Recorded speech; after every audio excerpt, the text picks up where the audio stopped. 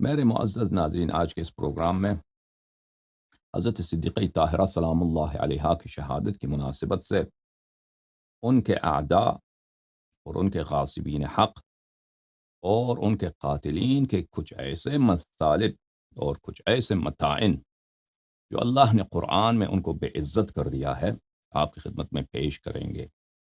اور اگرچہ ہونا تو یہ چاہیے کہ ہمیں آپ کی خدمت میں بہت سارے ان موضوعات پہ سیریز رکھیں اور لیکچر دے دیں، لیکن ہمیں یہ محسوس ہوتا ہے کہ یہ وہ زمانہ نہیں ہے جس میں علم کی اپریشیشن ہو اور اچھی باتوں کی اپریشیشن ہو، اور میں بوضوح دیکھتا ہوں کہ علمی تحقیقی باتوں کا قدر نہیں ہوتا، بالخصوص اردو زبان جو طبقہ ہے۔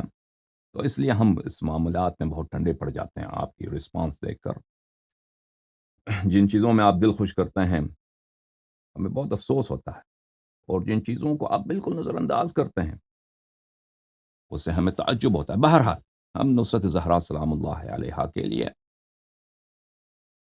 اگر ہمیں پتہ ہوتا کہ ہمارے یہ باتیں ضائع نہیں ہوتی تو ہم بہت تفصیل سے، اور ہم بہت دوسرے ایسے پہلو ہیں ان باتوں کا جن کا ذکر آپ نے کہیں نہیں دیکھا ہوگا، وہ ذکر کر دیتے۔ بہرحال عزیزو، اللہ تعالیٰ قرآن مجید میں فرماتا ہے کہ وَمَا كَانَ اللَّهُ لِيَذَرَكُمْ عَلَى مَا أَنْتُمْ عَلَيْهِ وَمَا كَانَ اللَّهُ لِيَذَرَ الْمُؤْمِنِينَ عَلَى مَا أَنْتُمْ عَلَيْهِ حَتَّى يَمِيزَ الْخَبِيثَ مِنَ الطَّيِّبِ۔ اللہ تعالیٰ خبیث کو طیب سے روشن کر دے گا کہ خبیث کون ہے اور طیب کون ہے۔ تو عزیزو، اللہ نے واضح کر دیا ہے قرآن مجید میں اس امت کے لیے کہ طیب کون ہے، طاہر کون ہے، مطہر کون ہے، اور خبیث کون ہے، اور سب سے انجس، سب سے پلید، جو سور کتے سے بھی زیادہ نجس ہے، وہ کون ہے۔ یہ دونوں اللہ نے بتایا ہے۔ ملاحظہ فرمائیے عزیزوں، میں کچھ آیات پیش کرتا ہوں آپ کی خدمت میں، پھر ان کا ترجمہ پیش کرتا ہوں، پھر اس کے شان نزول بیان کرتا ہوں، پھر آیات کی دلالت بیان کروں گا، ٹھیک ہے، پھر متاعن اس سے جو ثابت ہوتے ہیں وہ بیان کروں گا، پھر اس کے بعد ان کے پاس تو کوئی رد ہے ہی نہیں، مخالفین کے پاس ان باتوں پر کوئی رد تو ہے نہیں، ان کے کچھ ردود جو وہ سمجھتے ہیں کہ رد ہے وہ بیان کروں گا، اور اس کے ردود کا ردود بیان کروں گا، اور اس کے بعد جو مخالفین کالز کریں گے ان کا جواب دیں گے۔ ملاحظہ فرمائیے عزیزو، سورہ مبارک یہ حجرات، فرمایا بسم اللہ الرحمن الرحیم، یا ایھا الذین آمنوا لا تقدموا بین یدی اللہ ورسولہ واتقوا اللہ ان اللہ سمیع علیم۔ اس سے پہلے کہ میں آیات پیش کروں اور ترجمہ پیش کروں، میں اس کا شان نزول آپ کی خدمت میں پیش کروں گا، اور پھر آیات کی طرف آتے ہیں۔ ملاحظہ فرمائیے عزیزو، کتاب ہے بخاری، شعب دار احیاء تراث العربی، بیروت، یہاں پر ملاحظہ فرمائیے تفسیر، کتاب التفسیر، صفحہ نمبر 884،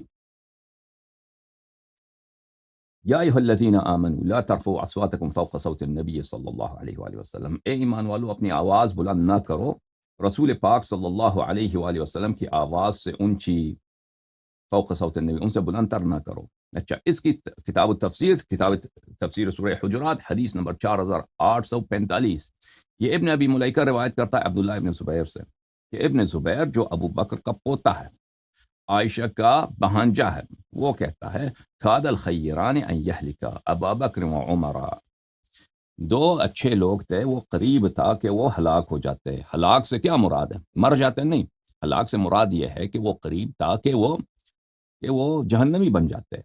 اور ہم آپ کی خدمت میں پیش کریں گے کہ یہ عبداللہ ابن زبیر کا یہ جملہ کہ وہ قریب تھا کہ وہ مر جاتے، ہلاک ہو جاتے یا جہنمی بن جاتے، یہ قریب تھا، یہ ایک طرح سے مجاملہ ہے، تعارف ہے، وہ بتا دیں گے، کیونکہ وہ جب جرم انسان سے ثابت ہو جاتا ہے، صادر ہو جاتا ہے، پر اللہ مذمت کر دیتا ہے، اور شدید ترین الفاظ میں، اور اس طرح مذمت کرتا ہے اللہ کہ انسان کو ہر کافر سے کافر تر اور ہر مخلوق سے نجستر بیان کر دیتا ہے۔ اور قرآن کی تصدیق ہر مسلمان کے واجب ہے، قرآن پہ شک کرنا یہ کفر ہے عزیزو۔ جب یہ ثابت ہو جاتا ہے تو پھر ان کی یہ ابن زبیر کا یہ جملہ کہ قریب تھا کہ وہ ہلاک ہو جاتے، پتہ چل جاتا کہ ایک تعارف ہے۔ اچھا، کیا ان دونوں نے رفع اصواتہما عند النبی صلی اللہ علیہ وآلہ وسلم، نبی کریم صلی اللہ علیہ وآلہ وسلم کی کہ کی صحبت میں ان کے پاس انہوں نے اپنی آواز بلند کی. حین قدم علیہ رکب بنی تمیم، جب بنی تمیم کا رکب، بنی تمیم کا وفد، بنی تمیم کے کچھ لوگ ملنے آئے تھے.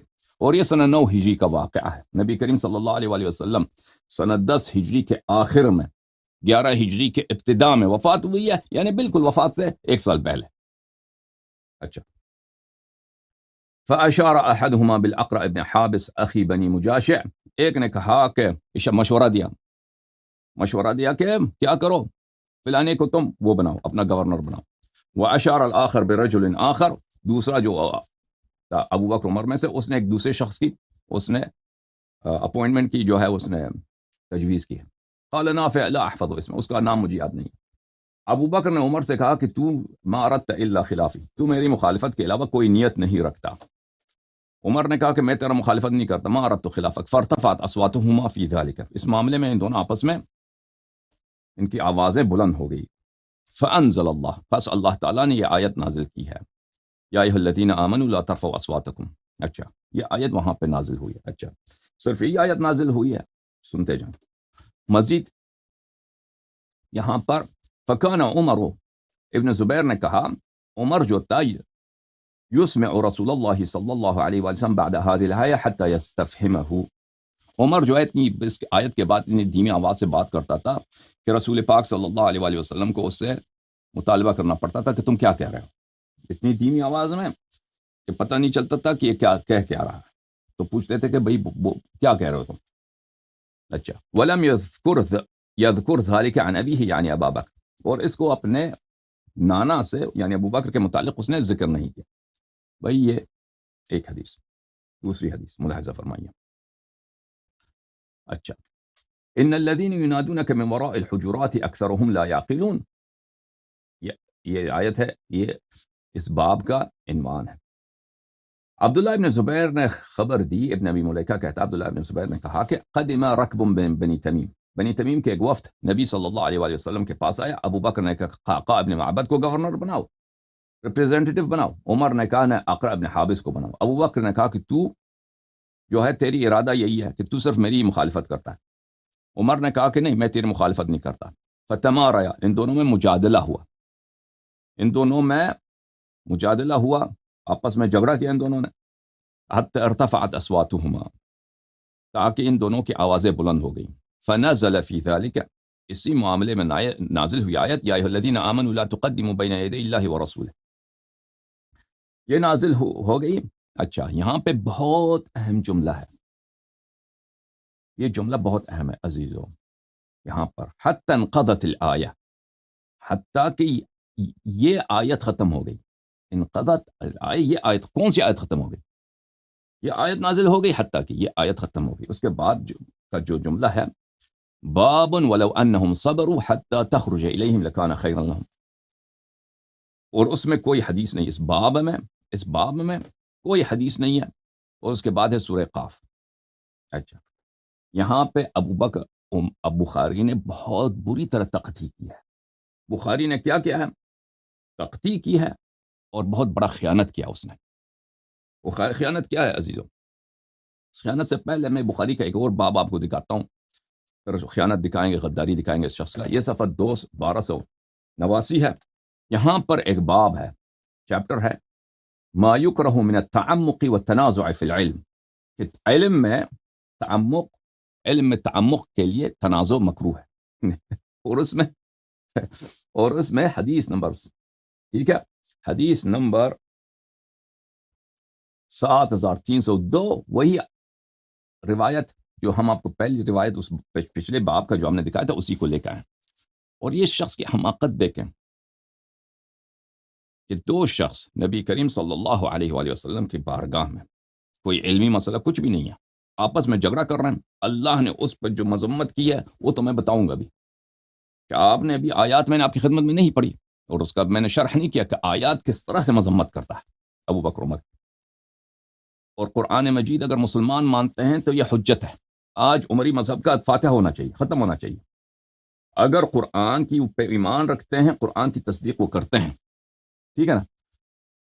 اللہ نے اس طرح شدید مذمت کی، اور یہ لے کے آیا عنوان اس باب کا کیا رکھا ہے اس میں بخاری نے، ہے کہ علم کے معاملے میں ایک دوسرے سے نزاع کرنے میں یہ کوئی علم کا معاملہ ہے کہ نبی کریم صلی اللہ علیہ وسلم کے بارگاہ میں آپس میں ایک دنیائی مسئلے پہ گورنر کو ہونا چاہیے، تقدم رکھتے ہیں نبی کریم صلی اللہ علیہ وسلم پر، ایک دوسرے سے جھگڑا کرتے ہیں، بے ادبی کرتے ہیں، سوء ادب کرتے ہیں، حبط اعمال کا جو کفر کی آیت ہے ان کی شان میں نازل ہوتی ہے، اس کے بعد ان کو ان شر الدواب عند اللہ الصم البکم الذین لا یعقلون،